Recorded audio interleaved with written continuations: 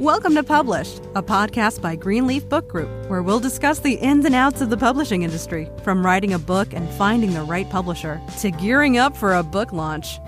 And now, here's your host, Greenleaf Book Group CEO, Tanya Hall. Welcome back to Published. Today we're joined again by Greenleaf's legal counsel, Guy Muller, to discuss the ramifications of recent legal decisions about AI-produced work.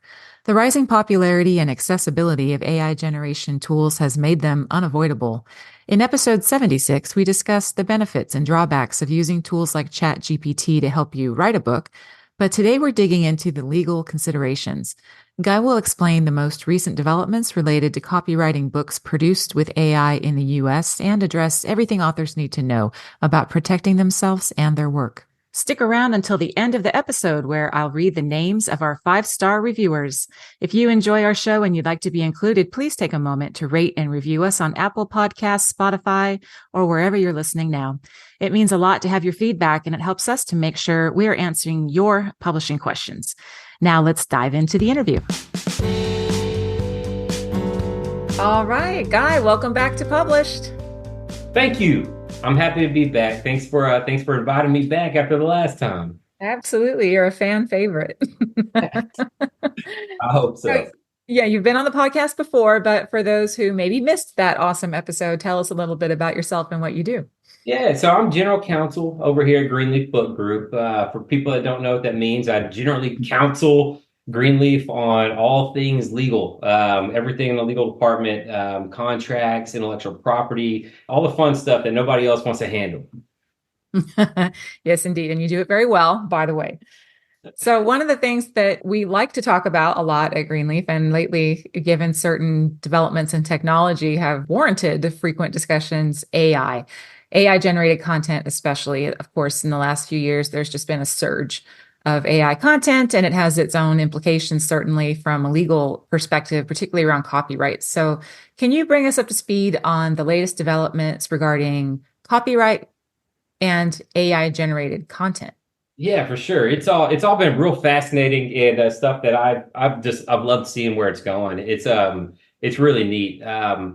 And just to give a little preface, I'm not going to sit here and cite case law. I think that's super boring. Even for me as a lawyer, I don't like to hear it, and I know most people don't want to hear it. So I'm just going to talk to everybody like I'm talking to my sister, my brother, something like that. So, and if you got any questions about any of this stuff along the way, let me know. I'm going to try to keep it chill and non-legalese. But the main thing that we've seen the last couple of years, especially here really recently with ChatGPT, Midjourney, those types of generative AI, is whether or not the outputs, the stuff that people use those tools to and create, whether or not under copyright law, that's considered human authorship. Of course, there's a lot of things that go into copyright law, but the nuts and bolts and the main thing that I'm going to talk about today is whether or not that's human authorship. Traditionally speaking, copyright covers original works of authorship that are fixed in a tangible medium of expression. There's so many different elements in that and different legal principles that go in there and tons of case law analyzing just that one little phrase. But really what we're looking at here is what is a work of authorship and what would constitute that. Over the years, and way even before generative AI was out, the Copyright Office and the courts have decided that in order to have actual authorship of a work that would qualify for a copyright, it must be created by a human. It must be human authorship. There's cases in the past of things like, monkeys taking photographs with a camera, whether or not they could be considered an author and get copyright. There's even been cases of people that's somehow, claim to have spoken to a non-human spiritual being like God or something, and actually saying and going and filing a copyright application for these works, saying that it's actually authored by this non-human spiritual being. And the courts have always rejected things like that. It said, hey, it doesn't work like that. We get it, we appreciate it, but this has to be authored by a human. So it's those elements, it's that case law, that precedent that has really decided, at least right now, how the Copyright Office is handling works that are being applied and trying to get copyright protection that have been created with generative AI such as Midjourney again or ChatGPT. So what they've done is they said, hey, you know what? We get it. There's a human that might sit down and put inputs into these tools. Tanya, if you're like, hey, I want to write a new book, a follow-up to my book, like, hey, ChatGPT, give me an idea, write this book for me. And that thing spits it out. A lot of people are like, well, hell, you just said human authorship, man. That means me as a human, I sat down and I just used this tool and it came up with it. So I'm the author, right? But the Copyright Office and case law said, no, that it doesn't work like that. And really, the distinction is in how these tools actually operate, how they're designed. For instance, Midjourney, a user sits down, they put in the request, this prompt, and then Midjourney then takes it and it doesn't necessarily analyze it. It doesn't listen to us like a human would, right? It doesn't understand what we're saying. It just takes it and it's these data points. And then it somehow takes that and it calculates it and it converts it into these sub data points that via its algorithm, it then tries to match it and then just spits out something that it thinks is going to match, right? The Copyright Office, they look at that stuff and they're like, hey, that's cool. This is how it works. But the thing is they're like, there's not enough what they consider creative control to be human authorship. They acknowledge, they say, yes, you might be able to put in this information and you might be able to influence these outputs by these machines. But at the end of the day, that's not enough creative control under the law to actually rise to the level of something that would be qualified for a copyright. A lot of people will look at that and they're like, well, what the hell is the difference then between this tool that I'm using and something like a camera or recording equipment, something like that, because those are tools too, right? Like that stuff is like I'm using it and I'm actually not making that photograph, it's the camera, right? Like what's the difference here? And the difference in those in the Copyright Office, it says, and the case law says that once again, it's in that creative control. With these machines, Midjourney, ChatGPT, you cannot actually dictate the outcome of the input that you put into it. You have no idea. You put it in there and it's just going to create whatever the hell it wants. And you really have no idea. Whereas with the camera, it's completely different because that tool right there, I could go and, say I'm at the beach, the beautiful Texas beaches, the most pristine beaches in the world. And I'm sitting there with the camera and I'm like, I really want to take a photograph of this. And there's a palm tree over there and there's like a fishing boat in the background. I can sit there and I can look at it and I'm like, all right, I'm going to hold the camera up. I can look through it. And I can see, I can angle it and I can zoom in. I can choose to blur certain things, adjust the light settings and completely dictate how that's going to end up. And whenever I hit that button, boom, it snaps it exactly as I designed it, right? That's a big time difference between what we get with ChatGPT and Midjourney. And I think anybody that's used it knows that. So that's really where it lies, is the creative control behind the actual user and the fact that whatever you put into them, you really don't know what's going to come up with, regardless of how many times you put it. And you can influence it over and over and over again. But as the Copyright Office has made clear, that's a mere mechanical process, and it doesn't have sufficient amount of human authorship to qualify for copyright. I mean, that's fascinating. And I think a lot of authors would probably wonder, okay, that's one use, right? To ask it, like you said, Tanya, it wants a new book, right? The new book for Tanya, versus generating the ideas that you then may use as a basis for something else. So how does, let's say, idea generation play into all of this? And are there any concerns there in terms of copyrightability, if that's a word? In general, ideas alone are not copyrightable anyway. Let's say if I'm like, hey, Tanya, you should write this new book, and it should be about this, and this, and whatever. And if you go out and you actually write that book and you do it yourself, I don't get to copyright that idea. I don't own that. Ideas are not copyrighted. You actually created it. So it's kind of the same with these machines. It's like asking your friend or something that, has this infinite knowledge, give me an idea for a book. And if it spits out an idea and then you go in and you actually put your own human authorship on top of that, then that's A-okay. It doesn't have to just be idea generation. It can be a lot more than that. It can be plot developments, character, storylines. Of course, you can use it for research, for all kinds of stuff too, for your book. You can use these tools. The main thing is whatever you use, whatever outputs it generates, you can't just take that output and expect to get a copyright on it. Because again, not human authorship. It's simple in theory, but it gets really complex when you apply this stuff. because you're like, all right, cool, I can't get it. But if I go in and I put my human stuff on top of it, how much human stuff do I need to put on top of it? What would make that human authorship? Does a 180 and goes back to original analysis of what is a copyright and what it qualifies for it. And you go to the original works of authorship again, and you're like, all right, well, what's original? How creative does it have to be? So then you can take this element. The Copyright Office and copyright law lets you take these things that are otherwise not eligible for copyright protection, and you can put your own creativity on top of it, and you can mix it, you can match it, you can take whatever you want, and you can develop it further, put your own human touch on it, your own creative spark. And that stuff that you put on top of that actually could be copyrighted. Because, even though it's based on this idea, based on something that wasn't initially able to be protected, anything else on top of it, it could be. It's important for authors to know that these types of tools, they can be used to generate ideas. They can be used as some kind of tool to help them to further create. They cannot just take it and use it and go and publish it and then get a copyright for it. Of course, you could if you wanted, but it wouldn't be able to get copyrighted. So when an author submits for their copyright registration, are they prompted to disclose that certain sections were authored, quote unquote, by AI? And then if that is the case and they don't disclose it, what could happen?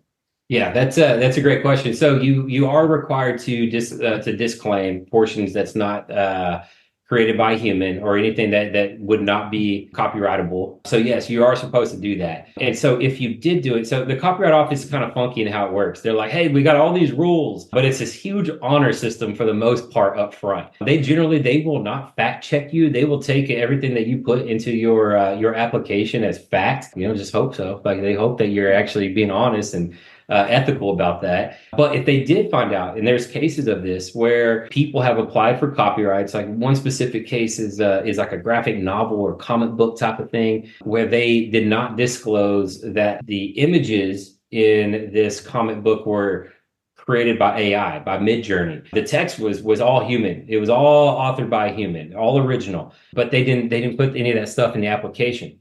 And then of course, Copyright Office is like, all right, cool. Hey, that's awesome, man. We're going to take your information. We're going to take all this as fact, and we're going to trust you. And they granted a copyright. Subsequently, I don't know how exactly this worked or how they found out, but the author had posted online that, I guess, in promoting this comic book, that the images were created by AI, that they used Midjourney for this. I don't know if the Copyright Office has people out there that go and monitor this stuff online, or if somebody tipped them off, but they somehow got wind of this.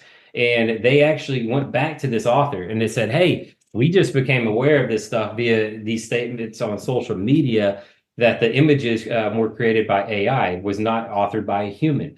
However, we saw that in your application, you did not disclaim that and you did not tell us that.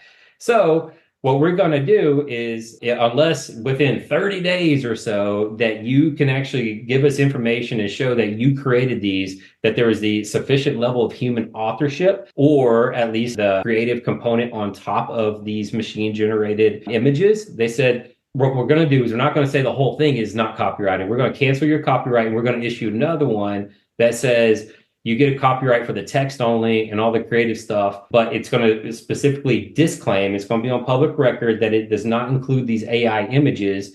And it's something that's also, one of these complex things that kind of goes on top of this. They said, however, you can also get a copyright for your arrangement, your selection, your coordination of all these things, these AI images.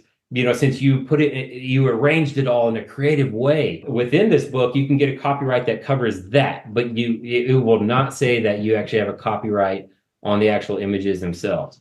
So then, of course, in that case, the author got an opportunity to respond, and they did, and then they ended up canceling the old copyright and then issued another one disclaiming all the AI generated material. So to be clear, though, let's say you used Midjourney and created some fantastical monster, and that was in your graphic novel. And now we understand that the person who generated that cannot copyright it. But is that image subject to any other like, is it copyright of the software company that developed Midjourney, or are they at risk of any kind of a violation because it actually belongs to someone else who could potentially make a claim? Those outputs in general, based on what I've seen, they would not belong to, say, Midjourney or OpenAI, the company that created ChatGPT. The reason is, even though that they're the author, technically would have authored it, even if it wasn't human authorship, their terms of use usually say, hey, whatever you put in, the outputs that are generated based on your inputs, we are assigning all right and title and interest of that over to you. So there is a distinction between copyright. Just because you're not eligible for a copyright doesn't mean you don't own it. So you would still own that image, but it's just not copyrighted, and it's something that you will not be able to enforce a copyright on. This is one of those things I'm gonna have to put the disclaimers out and be like, I'm not your lawyer. If you have any questions about this stuff, please, for the love of God, do yourself a favor. Don't shoot yourself in the foot. Go talk to somebody that is legally bound and ethically bound to represent your interests, and will do so to their best abilities. In general, I don't think that the outputs constitute copyright infringement. In order to enforce a copyright, there's got to be valid copyright, and then there's got to be substantial copying. There's got to be actual copying of that copyrighted material. These tools, generative AI, ChatGPT, Midjourney, I have not seen anything where they're actually copying anything. They are masters at imitating and emulating other works. Like they take this data set that they have and they can emulate all kinds of things based on your input. Like, if you wanted to write a follow-up to your book and said, hey, write this book, my follow-up in the voice of Ernest Hemingway or Kurt Vonnegut. Kurt Vonnegut is my favorite author. So I always like using his example. So, they got very distinct styles, right? And if all of a sudden if it generates this material and it's like, oh my God, like the prose and like just the word choices, the structure, the flow, if it's like, it kind of does, seem like Vonnegut wrote it, or if you ask it Hemingway, I think that's emulation. And I don't think that is copying. I think that it's very similar to where if you ask me to do it, if you ask me, you said, hey, I want you to write my next book for me. Be my ghostwriter, and I want you to write it how you think Ernest Hemingway or Kurt Vonnegut might have written it, or any of these books, the authors of these books behind me might have wrote it.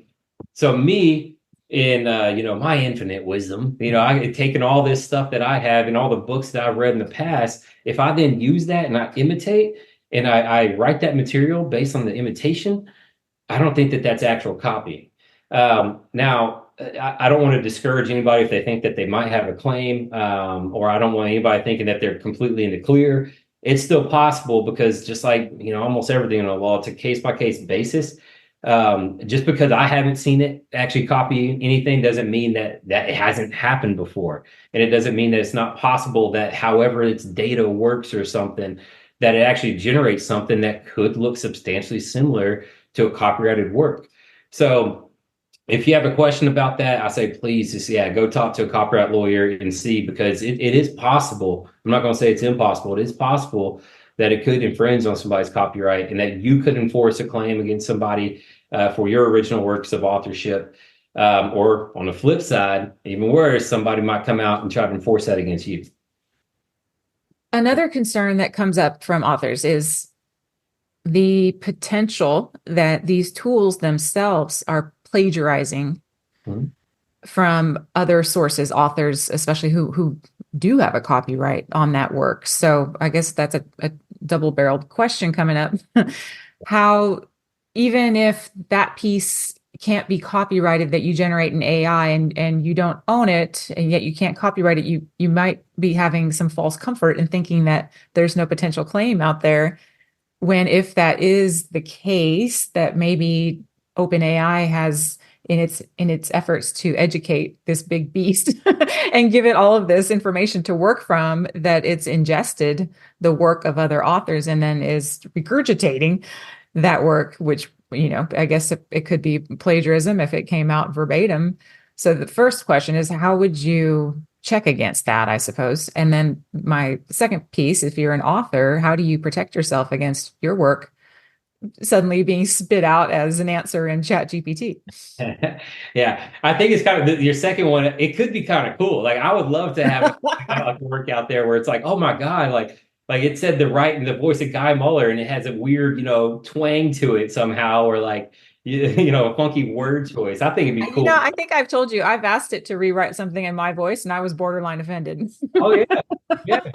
Yeah, like just so everybody knows now, like I use ChatGPT a lot, and I don't know if you remember this. I'm sure you do, but there was a time I was writing something for you, and I was like, I drafted the email or this draft exactly how I would have written it, and then I actually asked ChatGPT. I plugged it in, and I said, write this like Tanya Hall, and you were not amused. You were like, no, it does not. That does not sound like me.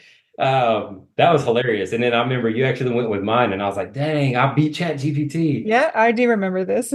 Yeah, and I was like, I guess also in a weird way, I was like, I beat Tanya Hall according to ChatGPT. So that was cool. But so as far as I'll go back to the first question. The plagiarism thing. First and foremost, plagiarism is not against the law. There's a difference between plagiarism and copyright. Plagiarism itself is not actually against the law, even though it could be an ethical thing. In general, it's like plagiarism is taking somebody else's ideas without correctly crediting that person, whereas copyright is actually copying or doing something to somebody's original work of authorship without permission. And that's a very, very basic nutshell comparison there. There is no claim for plagiarism here. So there's nothing to look out for with that. As far as the copyright goes, it's like I mentioned before, it is possible, even though I don't think it's probable, at least right now, with how all these tools work, that you have to look out for. But with your second question about how an author could possibly protect their works from being fed into this big data set that these machines are trained on. I don't know exactly if there is a foolproof way of ensuring your work is not. I feel like if it's somewhere available on the internet, then these companies, I feel like they're going to somehow get their hands on it and they're going to try to use it. And I don't know how you would ever know whether or not it was used. But something that I've seen actually from the Authors Guild, which you've heard me recommend the Authors Guild in a variety of situations. I think it's a great resource for authors. Everybody needs to check it out. The Authors Guild actually has this recommendation that I agree with. And if you are concerned about it, then on your copyright page, if you don't want your book to be used as part of this data set without permission, then you can put kind of like a disclaimer on there. You could say something along the lines of not for AI use, or, you can elaborate on the contents of your book is not to be used for any sort of data set training, for any generative AI, or any similar tools and things like that. Now, whether or not that's going to stop a lot of these tools and these companies from actually going out and scraping that data somehow and taking it, yeah, I don't think that that's enough. I don't know exactly how these tools work, but I don't think that there's any mechanism in place that's analyzing that on any of these books. Or God forbid, they got some poor intern sitting in their office that's like looking at it and going, oh my God, no, this one book right here has this disclaimer. We better take it out of our data set. I don't think that's there. But I do think it gives you legs to stand on and arguments to be had and decent, claims to be made against these companies if it turns out that your book and your material, if you're able to find out with certainty that it actually was included in the data set and you did have that disclaimer on your copyright page, then I think you could say, hey, you could go to OpenAI, hypothetically, and say, look, I had this disclaimer, man, what the hell y'all doing taking my book? I said, no. Like, if you want to use it, then you've got to go out and get a license from me, whatever. And then, I think if you press them enough, they might take it out. I also, maybe, I don't know, maybe they can't. Maybe it's one of those things, once that bell is rung, can't be unrung. It might be in that data set forever, but I do think it's at least something that you should consider and maybe do to at least give yourself some kind of arguments to be had in the future. Yeah, that's interesting. And I don't think I have that in my book, so I'll add it in the next reprint. Hey, there you go.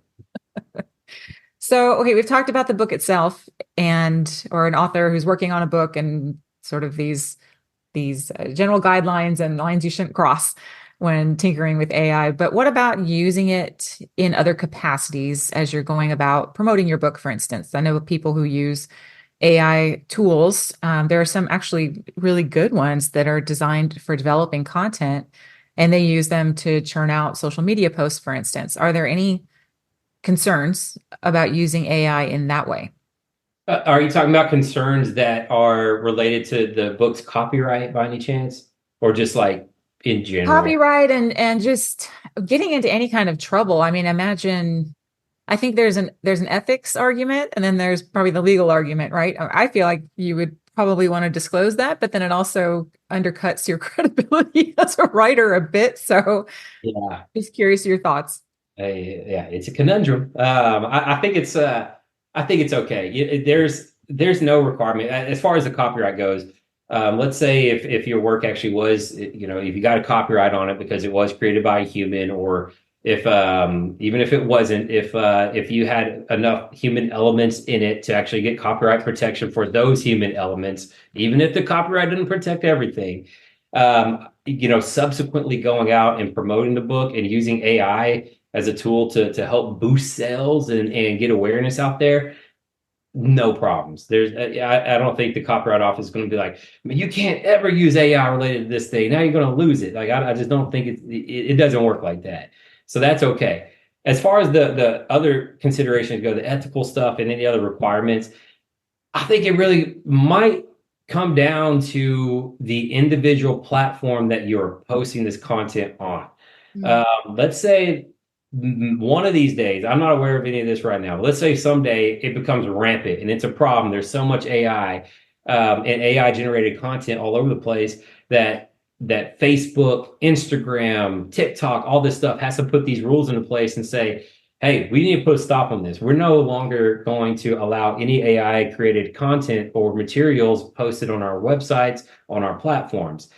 In that case, yeah, you probably need to look out. You got to watch out for it. And then, or you need to at least disclose it. Because I'd imagine before it gets to that, there'll probably be a disclosure requirement just to protect consumers or, give them knowledge, something like that. Uh, as far as I know, there's nothing like that right now. I know that there is something with Amazon. If an author does submit an AI generated book, they do have to disclose it. Because I think the last I saw it was like you're limited to posting like or uploading like 3 books a day that are AI generated. And I just kind of laugh because I'm like that's hilarious. Like, can you imagine someone just cranking out books like that, and just posting them on Amazon, and Amazon just being flooded with all this? And so I'm like, all right, that makes sense. Like, so you do need to disclaim it in certain situations, but that is a platform specific thing to consider. Or even, your own, you as the author, you might want to disclose that. Your publisher might require it in certain situations. As far as the law goes right now, there's nothing that I've seen that would actually require you to do that. Yeah.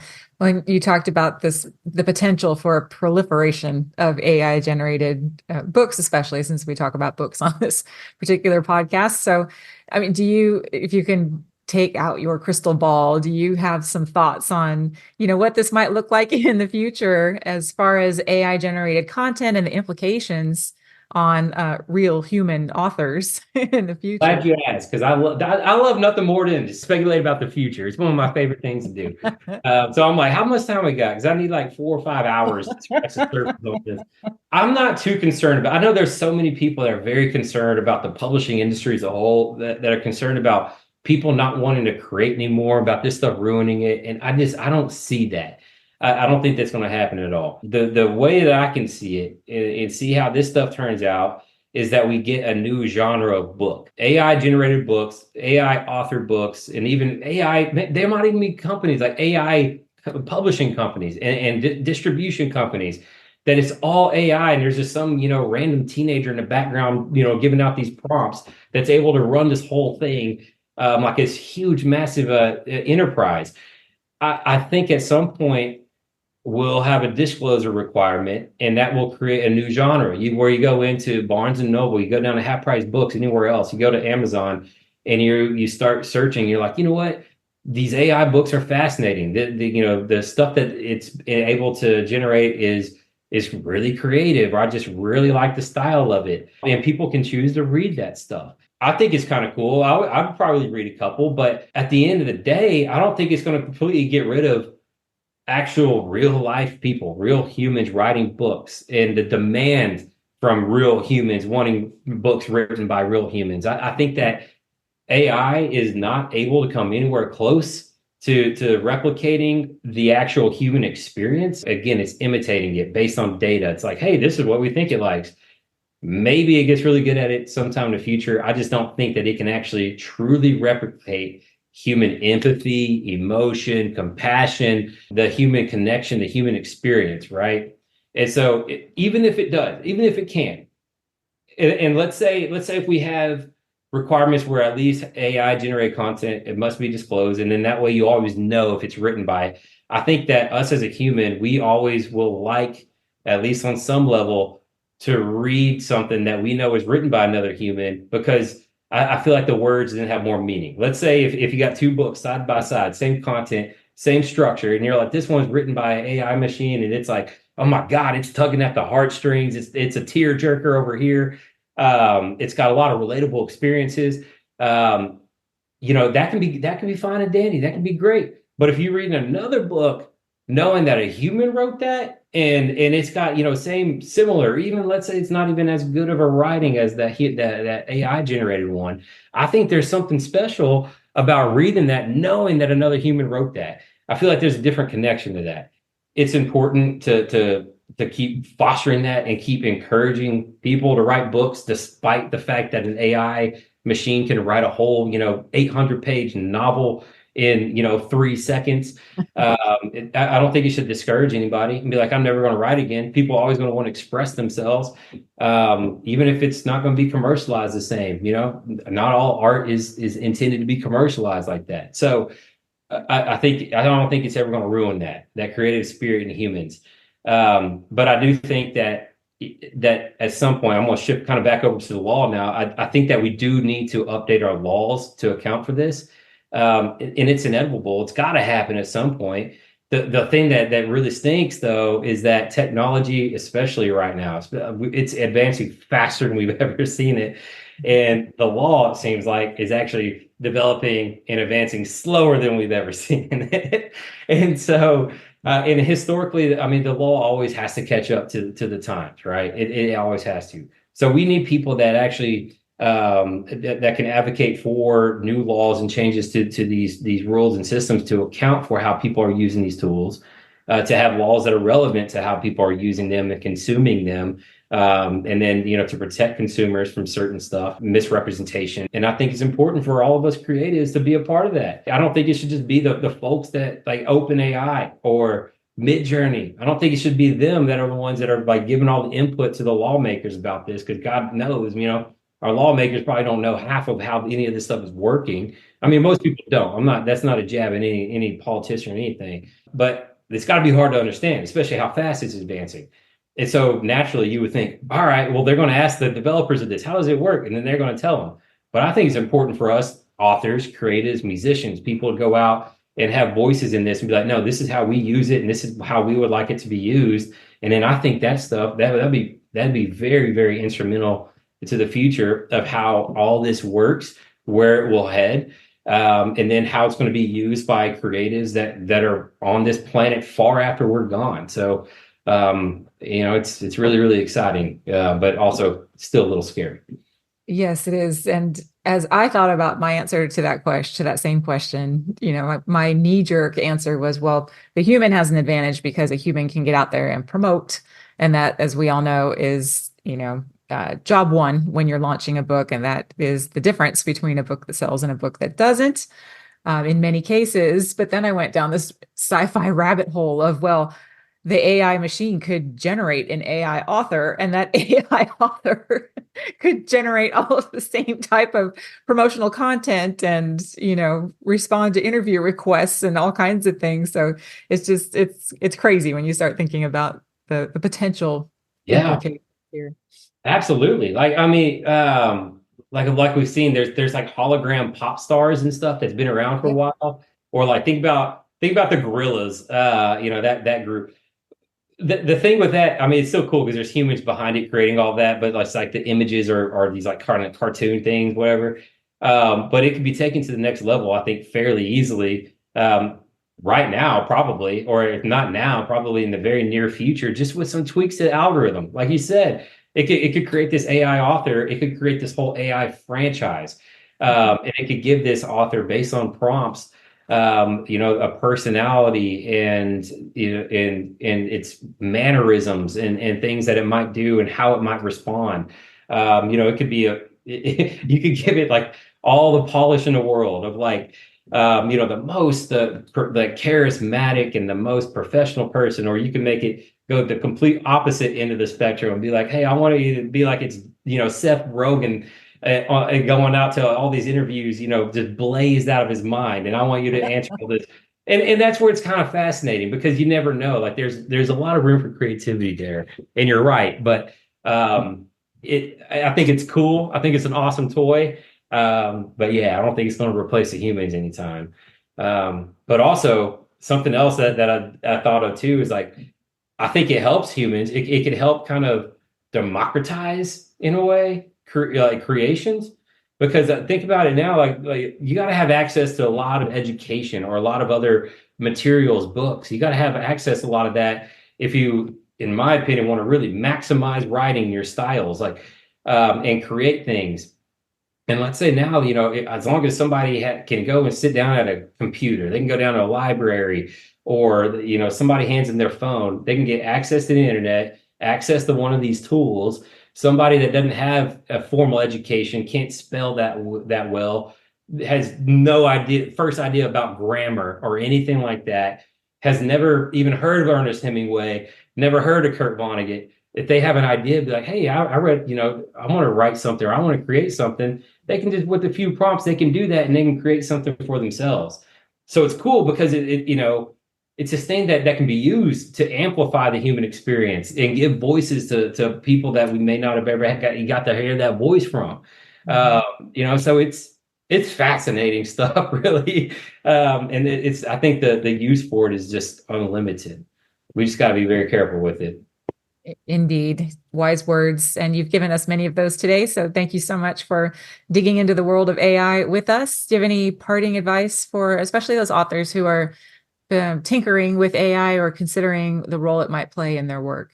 Yeah, for sure. I say if you are interested in your work being able to get a copyright, which I think you should, go and speak to a lawyer about it, or easily look up all the benefits and advantages of having a copyright on your work. There's a lot. It's worth it. Let it generate ideas. You could even have it generate passages and characters if you want, like we talked earlier. But I just would encourage people to not stop there. I don't think the machine can actually create and draft and imitate human connection and the soul and empathy. And so I say, take that stuff, put your own creative element on top of it, give it a voice, give it this new meaning, this new idea and spin that only you can put on it, that no machine can replicate, that no other human, I think we all got this unique voice. Like nobody will ever actually create the exact same thing, the same scenario, and I think it'd be neat. And I think the world needs that. The world needs your input as a person, as an individual. So take it, do whatever you want, get ideas, but put your own special sauce on there and give the world that gift. I love it. Thanks, Guy. We appreciate your time today. Heck yeah. Thank you for having me on. I always appreciate it and I'm honored. That's it for our episode today with Guy. We hope you enjoyed learning about copyright and AI. For notes and resources from today's show, go to greenleafbookgroup.com/episode 83. You can also find advice for writing, publishing, and promoting your work in my book, Ideas, Influence, and Income, which you can learn more about at ideasinfluenceandincome.com. A big thank you to Madison Johnson, who produces the Published podcast. Thank you for your support, and we will be back with another episode on the last Tuesday of next month.